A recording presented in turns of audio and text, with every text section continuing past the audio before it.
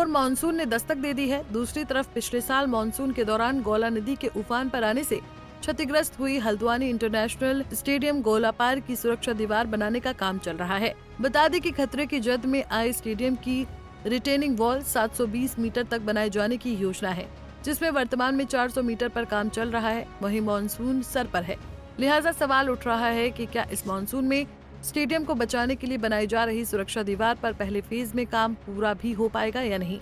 दरअसल स्टेडियम की सुरक्षा सरकार के लिए एक बहुत बड़ी चुनौती बन गया है। सिंचाई विभाग के अधिकारियों का कहना है कि अभी तक स्टेडियम की रिटेनिंग वॉल का 45% काम पूरा कर लिया गया है, लेकिन मानसून के बीच स्टेडियम को सुरक्षित रखना बहुत बड़ी चुनौती है। 720 मीटर में से जिस 400 मीटर पर काम चल रहा है वो बेहद संवेदनशील है। बीच बीच में हो रही बारिश से रिटेनिंग वॉल के काम में दिक्कतें पैदा हो रही हैं। शुरू हो गया था, आपको पता होगा कि फरवरी में ये वर्क हमारा चालू हो गया था। तो फरवरी से अभी 3.5 महीने हुए हैं और जो बार चार्ट का जो हमारा फ्रेम है उसके अनुसार इसमें 18% की जो प्रोग्रेस चाहिए, उसके अगेंस्ट में हमने अभी 45% की प्रोग्रेस ली है। तो वर्तमान में कार्य की जो गति है वो ठीक है, लेकिन पिछले कुछ दिनों से इसमें ज़रूर काम में थोड़ी सी कमी आई है। वो बारिश का भी समस्या आ रही है, कुछ नाला एक पीछे से आ रहा है, उससे पानी आ जा रहा है, उसकी वजह से भी काम प्रभावित हो रहे हैं। फिर कॉन्ट्रैक्टर को लेटर भी लिखा गया था, उनके द्वारा भी ये बताया गया कि अभी ये रमज़ान में जो है काफ़ी लोग चले गए थे, ईद थी, तो उससे भी थोड़ी दिक्कतें आई हैं। और अब मानसून आ गया है, अब समस्या थोड़ी रहेगी, लेकिन प्रोग्रेस एज़ पर हमारे बार चार्ट तो हम दुगने से ज़्यादा प्रोग्रेस है यहाँ पर, तो वैसी समस्या नहीं है। अब ये है, हमने चैनलाइजेशन का काम भी चालू कर दिया है कि ये जो वर्क किया गया है इसमें किसी प्रकार का नुकसान ना हो, उसके लिए चैनलाइजेशन का कार्य चल रहा है। वहीं स्टेडियम को लेकर खेल मंत्री रेखा आर्या का कहना है कि रिटेनिंग वॉल बनाया जाना बेहद आवश्यक है, तभी इंटरनेशनल स्टेडियम का बचाव हो सकता है। उन्होंने कहा, सुरक्षा दीवार के काम में तेजी क्यों नहीं है, काम की प्रगति धीमी क्यों है, इसका परीक्षण कराया जाएगा, लेकिन कोशिशें की जा रही हैं।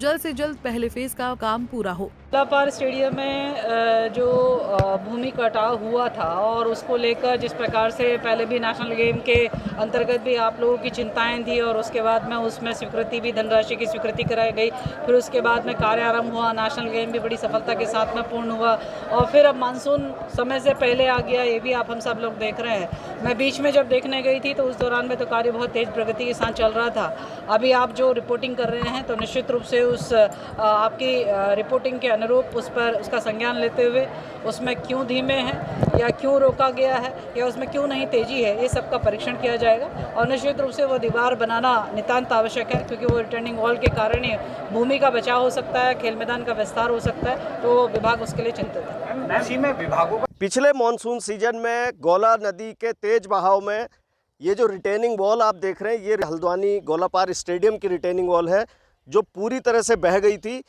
इसके आगे ये तस्वीरों में आप जो देख रहे हैं, ये पूरी दीवार यहाँ से ढह गई थी, जिसका निर्माण कार्य अभी प्रगति पर चल रहा है और बड़ी सुस्त गति से ये काम हो रहा है। 720 मीटर का ये पैच है जिसको निर्माण किया जाना है और अभी 400 मीटर पर इसका काम चल रहा है। एक बार फिर से मानसून सर पर है, गौला नदी फिर से अपने जब तेज बहाव में आएगी उसके बाद फिर यहाँ पर भारी नुकसान होगा, क्योंकि अब ये जो दीवार है ये पूरी तरह से जमींदोज है। इसका जो निर्माण कार्य है वो यहाँ पर चल रहा है।